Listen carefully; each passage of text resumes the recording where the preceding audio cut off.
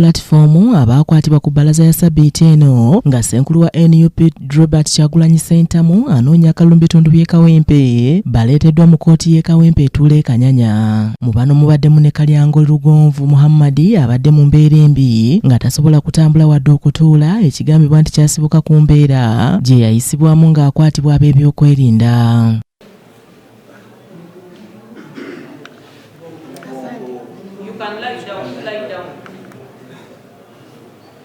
Nga basimbiddwa mu maaso g'omulamuzi Ayola Angela basomeddwa omusango gw'okukuma omuliro mu bantu. Nga temulina ngeri yakunyonyola mu mateeka mwayogera ebigambo ebirambika kufa kw'abasirikale ba poliisi n'okwonoona ebintu by'abantu abalala.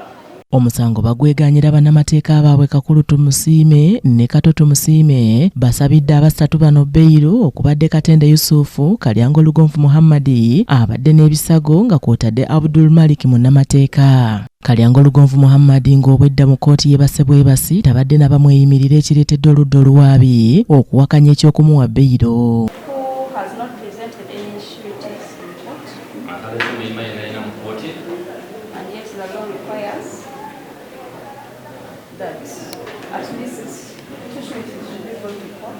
Wabula omulamuzi agaanye okuwuliriza ensonga ezibadde ziweebwa n'akkiriza okuyimbulwa Lugonvu ku kakalu nga yeesigama ku mbeera ono gy'abaddemu.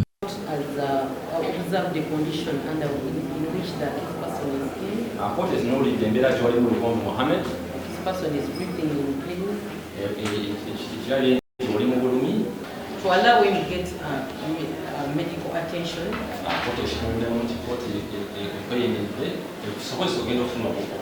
In a medical facility of his choice, rather than prison hospital. Omulamuzi abatadde ku kakalu ka kkooti ka mitwalo 5 nga si zaabuliwo so nga ababeeyimiridde akakadde kamu nga si zaabuliwo.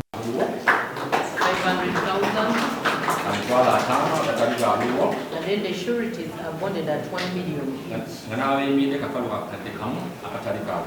Mu kkooti ey'okubiri ebaddemu abantu 37 nabo babasomeddwa omusango olunaku olwaleero era bonna ne bagwegaana omusango nagwo gwakumamu bantu muliro incitement violence. Olw'ensonga nti akadde tekaliiwo n'okwetegeka kutono, omulamuzi akkirizaako tusabe okweyimirirwa kw'abantu abadde n'ensonga ezirimu ekinyisi oba ez'enjawulo.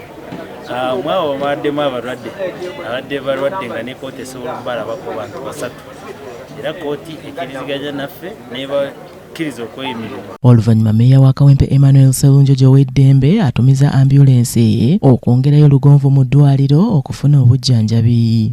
Ono atubuulidde obulumi bw'ayitamu olw'okumukuba omugongo. Bamenye omugongo.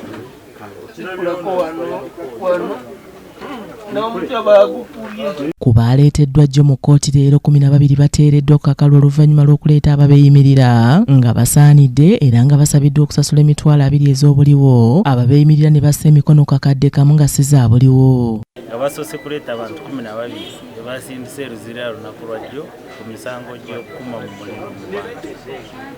Twasabye okweyimirirwa kwabwe era abo 12 bonna ne bakkiriza okweyimirirwa kwabwe era ne bawa beyiro. Abavunaaniddwa leero nga tebasabye kweyimirirwa bakomawo nga 28 omwezi guno omwaka guno so nga abateereddwa ku kakalu 12 bakomawo nga 23 omwezi ogwa Desemba omwaka guno. Aneti Nakayibaale yakusakidde eggulire lino ku Racket TV Amalindirire.